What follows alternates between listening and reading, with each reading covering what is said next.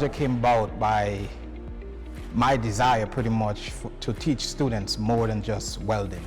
So that's where it all stemmed from, my desire to see my students succeed after completing this program.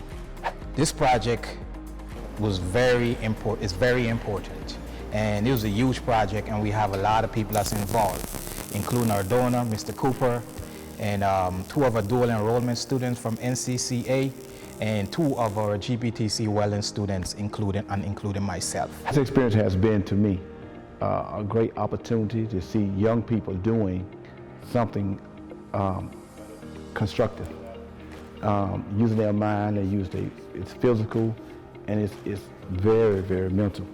So it gives them a chance to do something without being stressed.